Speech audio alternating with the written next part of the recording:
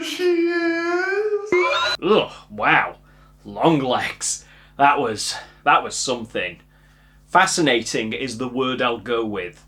And I did like it. I did. But I didn't love it. No matter how hard I tried to, I really wanted to love it. I tried so badly to. But the problem is, it really only has two themes, and it does play around with them, but it doesn't excel at either one of them. Which is why when it got to the credits rolling, I kind of felt underwhelmed. But before I get into the nitty-gritty of it, what is Longlegs? It is director Oz Perkins' dark and eerie story about an FBI agent played by Micah Monroe who is on the hunt for the serial killer known as Longlegs, played by Nicolas Cage. Right, so I am going to keep this spoiler-free until the end, and with that said, let's talk about the best part of the film. 100% it's Nicolas Cage.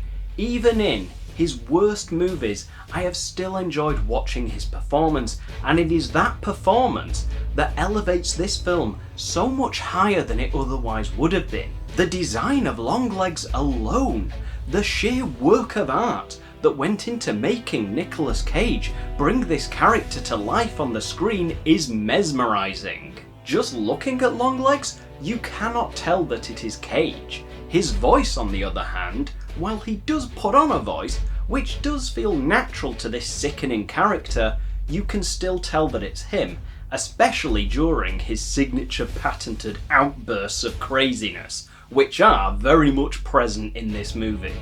He plays a Satan-worshipping, seriously effed up guy. He is legit terrifying. Just to see him in this role is worth the price of admission alone. Even if this movie is somewhat lacking in certain places. My only complaint when it comes to Nicolas Cage is he wasn't in it enough, and I know quite often is the way where less is more, but in this case I think more was needed, especially considering some of the other aspects of this movie just didn't hold up all that well. And what would a serial killer be without an FBI agent hunting them? Agent Lee Harker has been charged with piecing together the puzzle and bringing him in, and this is the character and performance that I think some people are going to be divided on. It is very easy to say her performance is a little wooden, dull, and like she's not really trying. But at the same time, I feel that this was done deliberately because of a few scenes such as the one where she meets her boss's child, and she seems very removed, like she doesn't know how to socialise with people outside of a professional environment. But it comes across to me that this character was written that way, therefore the performance was there to match it. So while it can absolutely look like a bad performance and you're just left there scratching your head thinking, is that the best you've got? It may very well be a really good performance of somebody that just doesn't know how to function on those social levels that so many people take for granted, and that's how it stands out to me. However, there are traits she has that work against the movie's favour, that do play into a rather underwhelming ending, but I am going to talk more about that in the spoiler section at the end of the video. To wrap up talking about the characters, we have a support role. Harker's boss, Agent Carter, played really well by Blair Underwood. I really liked his character, and he almost acted as a bridge of normality between Monroe and Cage. He was the voice of reason. There were no weird traits, he was just an FBI boss guy, but it was really nice seeing him interact with Harker and his family.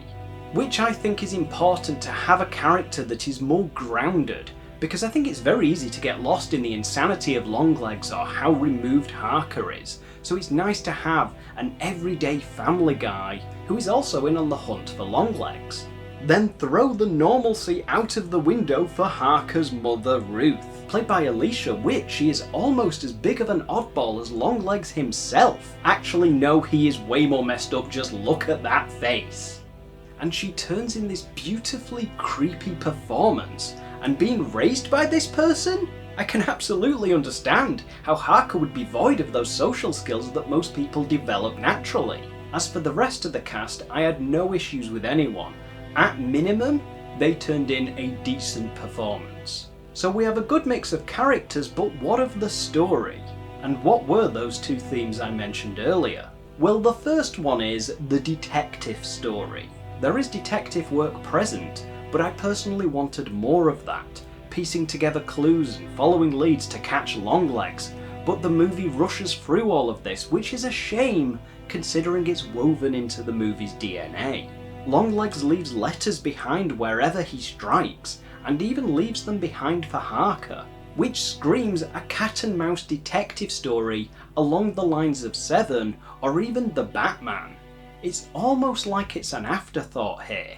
So if that's the movie you wanted this to be, unfortunately you will only get a small taste of that here. Now the other theme, and I don't want to give this away until the spoiler section, so all I'll say is it's an avenue that other films like this toy with going down, but walk the line and usually end up going the other way. But this film decides, no, I will go down that road, but unfortunately it doesn't explore it in any meaningful way. So therefore it leads you to an anticlimactic ending. Right, before I go into spoilers, do I think this movie is worth your money? If you purely want a movie about an FBI agent hunting down a seriously messed up serial killer with the emphasis on detective work running down leads, then no, you will likely be disappointed with this. But you might enjoy aspects of this, so I would say wait until it's on a streaming service that you are already subscribed to and watch it there. But if you just want to see Nicolas Cage deliver a stellar performance of a seriously disturbed individual, then yes, you will enjoy this. You might even get pulled in by the overall atmosphere of the movie, but just be prepared for that lackluster ending. Spoilers are upon us. Ye have been warned. It was the devil! So Longlegs never actually physically killed any of his targeted victims in this movie, but he chooses his victims as per a satanic ritual, which is that a man must murder his entire family on his daughter's 9th birthday if she was born on the 14th day of the month and her uncle's best friend's son's mother is reading Lord of the Rings whilst trying to give up smoking. Okay, there might have been some of that I made up, but everything up to and including the born on the 14th day of the month was true. The reason for this is that Longlegs is trying to draw an occult symbol by playing paint by numbers. Literally, there is a moment where they have numbers laid out and they are drawing a connecting line between them to make a satanic symbol. Well, of course. So he needs a certain amount of victims that fall into that very specific criteria. So how does he go about killing his targets? He's a doll maker and makes dolls imbued with satanic power in their heads because he reads how to do that in some satanic books. Bet he's a whiz at putting IKEA furniture together. So these dolls essentially have a link to Satan, but the big mystery around his killings is that there's never any sign of forced entry. Meaning, the killer was always invited in, but who in their right mind would let that guy in? So therefore, he needed a partner. And the partner was Harker's mother. Oh my god! That means that the person that was acting creepy from the moment she was introduced into the movie is working with the killer! You know, in hindsight, that seems quite obvious.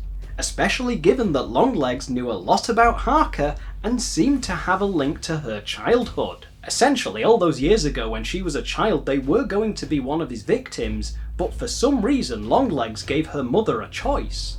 Either help him or die as part of that ritual, and her mother feared that if they died as part of the satanic ritual, they would both go to hell. So to spare herself and her daughter from eternal damnation, she agreed to help him. Not sure why he specifically gave her a choice and none of the other victims. I don't know, maybe at the time he needed somewhere to live. Yeah, that's right. From that day onwards, throughout Lee Harker's childhood, Longlegs lived in her basement without her knowing. How on earth does she not notice for at least 9 years that he is living in her basement making dolls? I mean, she grows up to become an FBI agent and couldn't even notice that? How utterly ridiculous. That is one of the most idiotic things I have ever seen. Actually, no, wait. It's fine. He has Satan powers. Satanic power. It's all fine with satanic power. Everything makes sense with Satan's magical powers. During his stint in her house, he made a doll of 9-year-old Harker, and apparently this fueled her to be a little bit psychic, which is that trait that I mentioned she had earlier. Which again, even before the reveal of the satanic power, it feels out of place, because it never really goes anywhere beyond her going, "No, it's that house over there." Yeah, it's brain dead stupid. So Mummy Ruth turns up at a family's house dressed as a nun with a gift for their daughter on her 9th birthday, they invite her in, and that seals the deal. Once the Satan-infused doll made by Longlegs is in the house, it drives the father to kill his family and then himself. It's fiendish! It's genius! No wait, I mean stupid. I always get those two mixed up. So Longlegs gets caught and kills himself about 30 minutes before the ending, which sucks, because that means Longlegs can't be in the finale of the movie. I mean, it's not like Longlegs was your best character or anything. And admittedly, while a little bit daft, his death was fairly gritty. He is in cuffs being interrogated by Harker, and he just repeatedly slams his head into the table until he dies. She then goes to see her mother as they suspect her involvement, and another weird thing happens. She has the doll of her daughter and shoots its head off, destroying a ball infused with the satanic power that Longlegs put there, which naturally means that Harker passes out. In order to enjoy this, you do have to just accept a lot of what this movie does. Nothing is backed up with any kind of explanation beyond Longlegs was a bookworm. I mean, he certainly didn't get a lot of sun, did he? Even Leatherface wears a better complexion than him. Then there's the big finale, which there is no way anyone could see coming. Would you believe that the movie made repeated references to Agent Carter's daughter's upcoming 9th birthday, and then it turns out that they're the final victims? I know, right? Who could possibly work that out? He kills his wife because of the devil dolls, Harker then shoots him, and then her mother to protect the child. And after staring at the doll for an awkward amount of time, that's Longlegs. So knowing what happens, you can probably get why I think it's underwhelming. I have no problem with them revealing it was something supernatural all along. My problem is that they did it in such a half-assed way. They had a cool mystery of how does he kill them with no physical evidence of him being there beyond leaving those letters. Ideally, the movie would have gone with that, but have Harker banging her head against the wall trying to figure it all out, and then have her go down the rabbit hole with all the occult stuff, and above all, make it interesting. Going "it's Satan" and reciting lines from the Book of Revelation doesn't quite cut it. Overall, I will give Longlegs a 6 out of 10, and the score is only that high because of the acting and the overall eerie atmosphere, which are the only two things this movie excels at. You've been watching Good or Bad, and if you've enjoyed today's video, please like and subscribe, and I will see you next time.